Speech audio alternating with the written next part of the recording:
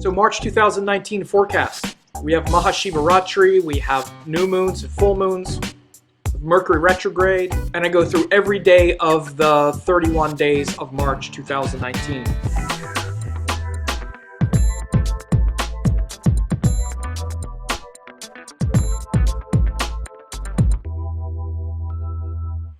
So talking about March 2019, we're going to go through it and go through the important shifts that we're going to be experiencing here in March of 2019. So first we have this, the month starts with Moon and Saturn here in Sagittarius for the first couple days of March, or actually the first day. We start with Moon Saturn. Here Sagittarius is about inspiration, hope, starting off the month on a note of, again, higher purpose, maybe teaching, looking for things that inspire you. Well, let me get this here let me get the time right here a little bit. Let me back off a few hours first.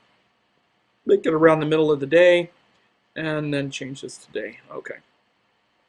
Then we see on March 2nd and 3rd, the moon, and into the 4th, the moon moves into Capricorn, which is more about that focused sort of, effort and determination effort of Saturn. Of course, on the 1st, we had the moon was also joined Saturn in Sagittarius. So we start off with quite a Saturn sort of energy.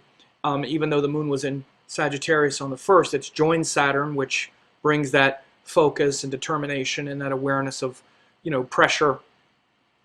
Then again, 2nd, 3rd, 4th, it's in Capricorn, ruled by Saturn, which again is about, sort of focusing on our goals and the long-term solutions and whatnot. Now it's going to be joined Venus and Ketu. So we have Venus Ketu in Capricorn. Venus is about relationships and happiness and pleasure. And when it's in Capricorn, again, it's where we notice all the, potential problems, and we're determined to work through them, right? So we're determined to work through the problems and not just, be overwhelmed and whatnot. And again, Venus Ketu is there. Ketu is really kind of extracts a lot of unpleasantness from the situation. So might be on 2nd, 3rd, and into the 4th, there might be a bit of relationship unhappiness and drama a little bit, or at least just kind of feeling the heaviness and the pain of it. And then we get into the 5th, on March 5th, let me back up. On the 4th, this is also what's called Shivaratri on March 4th.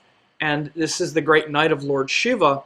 And this is the time to really celebrate your kind of transcendence and liberation. Mahashivaratri is the great night of Lord Shiva, where we stay up all night and offer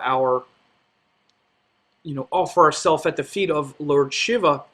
And it's the 14th lunar day before the new moon in this month of Falguna. And so that's on Monday night. Then on the 5th and the 6th, the moon is joined the sun in Aquarius, starting this new cycle of Aquarius energy, which is about connecting with community, with culture, with your tribe, in a spirit of service and optimism and things like that. This quality of Aquarius aligns us with like-minded individuals. So it's not just about our individuality, but it's about sharing that with those who we want to serve. So the 5th and 6th will have a real quality of that service to others, and it's the beginning of that cycle. Now you see Mercury turn retrograde. He turned retrograde, I believe it was on the 4th. So Mercury turned retrograde by then, which means for 3.5 weeks we're reflecting on our ideas, what we communicate, making sure to get it straight, things like that. And on the 7th and 8th and into the 9th, the moon is in Pisces with this retrograde moon. With this retrograde Mercury. So Moon in Pisces is about connecting with that sort of metaphysical inspirational thing beyond just this world. And that takes the form of creativity, romance, but also it can be like escapism and not paying so close attention to all the details. So you want to be careful of kind of tuning out and notice that that quality of really checking in and tuning in with what's beyond this earth. And, you know, what's beyond the earth is something that's not you.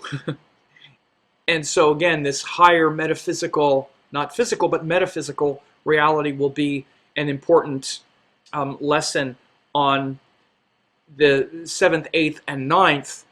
Again, of course, things like meditation, spiritual practice can be quite important at that time. Then on the 10th and the 11th, the moon is in Aries, which is about starting a new cycle of you know, enthusiastically, because Mars is also in Aries. It's about moving forward, you know, very quickly. And again, there could be an impatience, even irritability, even anger and frustration if we're not careful. I got an itch. If we're not careful. And so those qualities of Aries will be important. So again, it's good for having this enthusiasm and this, you know, excitement for life, but we need to be careful that we're not just a real, you know, aggressive person. So be careful of battles and struggles, especially on the 11th with Moon Mars conjunction exact. That could be a day where you could get goaded into arguments and things like that, so be careful. Then on the 12th and the 13th, the moon, and you know, part of the 14th, the moon is in, it's in Taurus, where it's exalted. So the exalted sign is where the moon is stable, right? Taurus, it's a fixed earth sign. We feel that structure, that stability of Taurus, and it very much allows the mind and heart to settle, the mind and heart to you know, really connect to the source rather than spin out on external issues. And again, so this is a big part of what Taurus brings after Aries. So Aries is about enthusiasm and excitement. Taurus is about structure.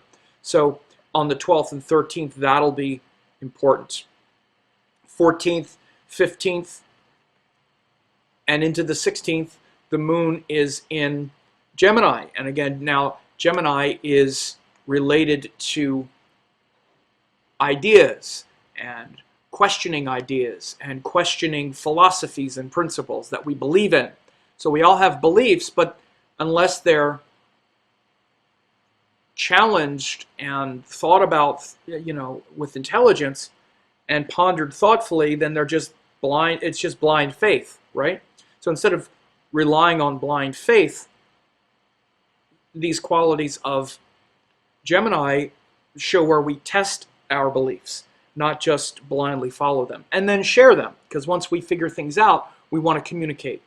So that's going to be important on the 14th, 15th, and into the 16th. Then for much of the 16th and 17th, we have the moon in Cancer, right? And it's where we take those ideas and we connect them to the heart. Cancer is about intuition, reflection, taking all of those ideas that we were so excited about and making sure that we connect with them through compassion and you know, deep, you know, the depth of the heart. And so, you know, going deeper into the heart is, you know, something that it's not against intelligence. It's not like the heart is against intelligence. It's, especially when we use our intelligence of Gemini, then when we connect to the heart, it integrates all of our ideas. So Gemini is about the ideas, Cancer is about the heart, and those things being integrated into our consciousness. So that's going to be important on the 16th and 17th. And especially on the 16th, though, the moon will be joined Rahu. It'll be very close to Rahu. And you might really spin out on some, maybe even some sort of like paranoid ideas that you need to be careful of, this like imagined emotional excitement and exacerbation. So it'll be a time of emotional, a lot of emotional outpouring on these couple of days. So connect with family, things that you love selflessly on the 16th and 17th. Then on the 18th and 19th, the moon is in Leo. And Leo is ruled by the sun. So it's really that sign of personal power, individuality, expressing your individual nature in a way that is, that comes from your own individual perspective and your vision. Excuse me to be redundant there, but your own vision. And again, what happens in Leo is if we're really aligned with our vision and our inspired individual purpose, then we really flourish. If we're not, then in Leo, we're kind of aimless. We're kind of not sure what we're doing. So these will be important themes on the 18th and 19th. Follow your vision. And then on the 19th, on the 20th and 21st, the moon is in Virgo.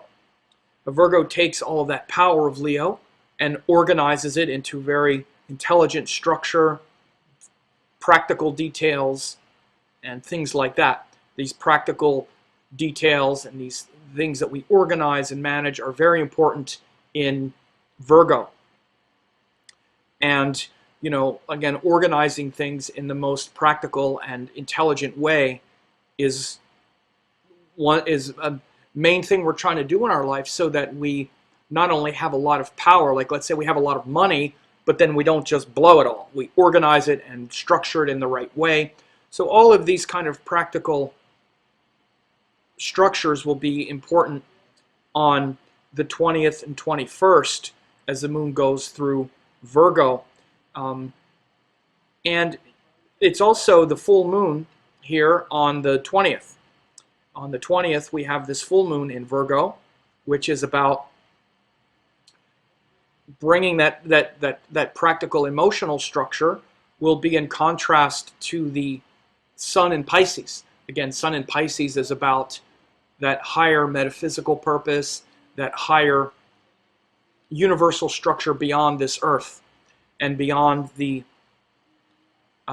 games that we play here on earth. And so on the 22nd and 23rd and into the 24th, the moon is in Libra. So 22nd, 23rd, and halfway into the 24th. So this moon in Libra, of course, is about relationship, pleasure, happiness, wanting to please others, wanting to be pleased ourselves. Not just following our own directives, but wanting to connect that with others. So we'll be aware of how able we are to do that. We'll notice, hey, do other people respect and appreciate me, or am I always the one who has to compromise? And why am I compromising on this when it's not valued, etc., all of that. So when the moon goes through Libra, we'll be aware of that. So 22nd, 23rd, 24th, these will be important themes. Then 25th, 26th, the moon is in Scorpio, and it's near Jupiter. And so Scorpio is where the moon is in its debilitated state, because the emotions can be volatile, and we could be kind of paranoid and worried, fearful. And that we have to be careful of that when moon goes through Scorpio. That can be important. And again, so taking those qualities of Scorpio, rather than spinning out on some kind of paranoia, we can go deeper into the devotional qualities of life. We can take all that drama and intensity and connect it to the depth of our heart, rather than the drama on the surface. We'll be assisted, especially on the 26th, with Moon Jupiter in the sky. Jupiter is the great teacher and the great guru. And so, especially as I say, on the 26th, there will be a lot of potential for taking all of that potential drama and turning it into devotion. So look up in the sky on the 26th as well. There'll be a big bright full moon, or I'm sorry, a big bright moon. Join Jupiter, and Jupiter will be pretty bright because he'll be going retrograde in a few weeks. And then on 27th, 28th, we have the moon in Sagittarius again, but this time he's also joined Saturn and Ketu. Now you remember we started the month with the moon in Sagittarius joined Saturn, but now instead of just joined Saturn, it's also joined Ketu. So again, this is going to be quite a load on the 27th and 28th, right? Because Moon is in Sagittarius, which is about hope, inspiration, and purpose. Saturn is about determination and effort, so being determined to find higher purpose.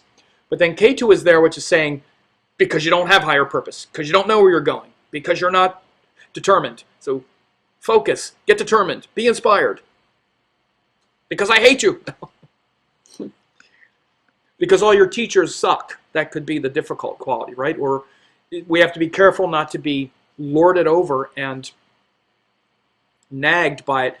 Just like I said at the beginning, at the beginning of the month when the moon joined Venus and Ketu here, I said where we're going to feel not so happy about our partners, not so happy about our relationships. Well, now Ketu has joined Saturn here in Sagittarius, where he's going to be for the next like 18 months. So that'll be big. We'll feel that for the first time really on the 27th and 28th of March. And 29th and 30th, then into the 31st, we end up with the moon in Capricorn. Capricorn, of course, is also ruled by Saturn, so we end the month much the way we started it, with that kind of intensity and pressure of, you know, the moon joins Saturn and Ketu, then the moon going into Saturn's sign. Again, it's going to be an important time to really make peace with yourself, and the, you know, solitude and introspection will be important. That's what Capricorn is about.